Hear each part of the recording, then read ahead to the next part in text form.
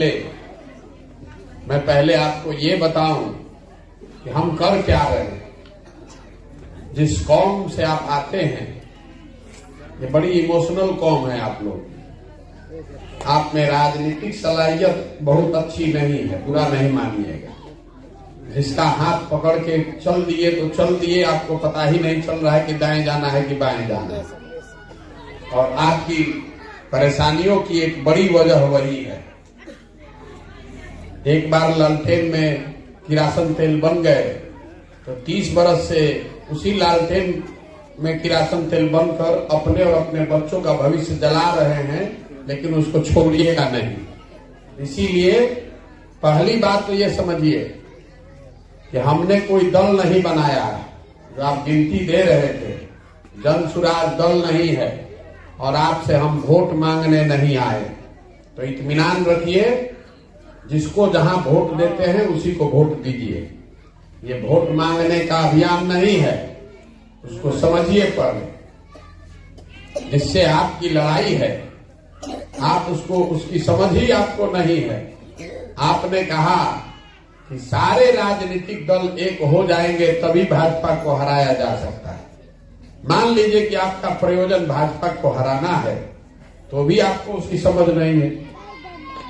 सारे दलों को एक करके एक ही बार भाजपा को हराया गया 2015 में बिहार में।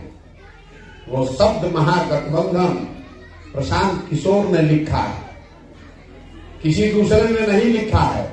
हमने लालू, नीतीश और कांग्रेस को जोड़ा, 15 में यहां को जीत कराई। लेकिन आपने देखा कि महागठबंधन में जीतने के बाद जब मैं यहां से चला गया तो नीतीश कुमार 2 बरस में उसको छोड़कर भाजपा में चले गए। तो पहली बार इस चीज को दिमाग से हटा दीजिए कि सारे दलों को एक साथ करके आप भाजपा को हरा सकते हैं।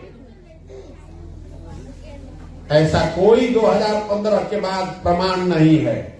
जहां पर भी महागठबंधन बनाया गया है, हर जगह भाजपा जीती है। अभी हम अंतिम चुनाव अपना कराए हैं बंगाल में। बंगाल में हमने महागठबंधन नहीं किया। बहुत लोगों ने आकर हम पर दबाव बनाया, दीदी के अपने लोग छोड़कर भाग गए।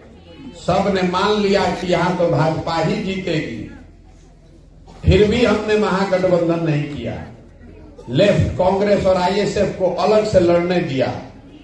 जीत किसकी हुई? ममता बनर्जी की। उसी चुनाव के साथ साथ असम में भी चुनाव हुआ। असम में आपके फॉर्मूले पर महागठबंधन बनाया गया। बदरुद्दीन जी, कांग्रेस, सारे लोगों ने मिलकर फ्रंट बनाया। वहां कौन जीता? भाजपा। असम में मुसलमान कितना है? 37%। बंगाल में मुसलमान कितना है? 28%। अगर इतना आसान होता तो सारे दल मिल जाते और आप चुनाव जीत जाते। चुनाव सिर्फ 2+2 नहीं है, 35 और 65 नहीं है। ये 10 वर्ष के अपने अनुभव से आपको बता रहे हैं। आप में से बहुत बुजुर्ग सज्जन, आपको हमसे ज्यादा अनुभव है, आपकी समझदारी भी हमसे ज्यादा है। लेकिन जहां तक चुनाव लड़ने का सवाल है, तो इस देश के लोगों ने देखा है कि हम 10 वर्ष में कोई चुनावे नहीं हारे। जिसका हाथ पकड़ लिया वो चुनाव ही नहीं हारता। तो कुछ थोड़ी बहुत समझ हमारी भी है, वो आपसे साझा करना चाहें। जिससे आप लड़ने की बात कर रहे हैं, वो तो कॉफी का झाग है। आपकी लड़ाई तो कॉफी से है, जो कि संघ है, एक विचारधारा आधारित व्यवस्था है। आप भाजपा को इसलिए नहीं हरा सकते हैं कि आपने विचारधारा आधारित कोई व्यवस्था वैसी कायम ही नहीं की है। आप तो हर चुनाव होता है तो किसी जाति के साथ जुड़ के कहीं MY बना रहे हैं, कहीं FY बना रहे हैं। तो आप देख रहे हैं कि MY कॉम्बिनेशन जो है वो YM हो गया। जहां Y है वहां M है, जहां M है वहां Y है ही नहीं, क्योंकि विचारधारा से उसको काट के अपने साइड जोड़ लिया है। आपको पता ही नहीं चल रहा। और ये कोई Y की बात नहीं है। किसी दूसरे समाज के साथ अगर आप गठबंधन बनाइएगा तो यही होगा। क्योंकि आपने जिस कांग्रेस की आपने बात कही कांग्रेस ने विचारधारा की वो जगह छोड़ दी और जिन लोगों ने भाजपा को संघ को बनाया है उन्होंने 30 साल 40 साल 50 साल अपना पसीना बहाकर 2-3 पीढ़ियों के लोगों ने मेहनत करके उसको बनाया। तो गांधी मैदान में रैली करके नहीं बना है, 40 साल 50 साल लोगों ने अपना जीवन खपाया। कोई गांव-गांव में जाकर मेहनत नहीं करना चाहता है आज का नेता। सब ये चाहता कि आई कल पार्टी बनाई अब परसों चुनाव जीत के चल आए। तो कैसे होगा? नहीं हो सकता है। ये जन सुराज दल बनाकर वोट लेने का चुनाव लड़ने का अभियान नहीं है। ये समाज को जगाकर महात्मा गांधी की आजादी से पहले जो कांग्रेस थी उस कांग्रेस को पुनर्जीवित करने का अभियान है। इस बात को समझिए। बिहार में दल बनाकर वोट लेना होता, हमको सरकार में आना होता, आगे महागठबंधन की सरकार है, कल उसमें शामिल हो जाएंगे। आप कौन रोक लीजिएगा? आप तो अपने आप जाकर वहां वोट दीजिएगा। हमको सरकार में आना नहीं है। ये व्यवस्था इसलिए बना रहे हैं कि जिनसे आपकी विचारधारा के आधार पर लड़ाई है, कोई एक शुरुआत कहीं करे, 10 साल 15 साल जीवन का कमिट करे, लगाए, तब जाकर वो खड़ा होगा। सिर्फ हवाई करने से, चुनाव से पहले खड़ा होने से नहीं चुनाव जीत सकते हैं। चाहे एक दल को जोड़िए चाहे 25 दल को जोड़िए। तो बिहार में इसलिए आए हैं कि हम यहाँ पर की जो दुर्दशा है इसको सुधारने के लिए एक ऐसी व्यवस्था बनाएं जो विचारधारा आधारित हो, जिसमें हिंदू मुसलमान अगड़ा पिछड़ा अमीर गरीब सब मिलकर अपना जिसको बनाए। मौलाना आजाद पंडित नेहरू के कांग्रेस में नहीं थे, वो अपनी कांग्रेस में थे जिसमें पंडित नेहरू भी थे, जिसमें पटेल भी थे।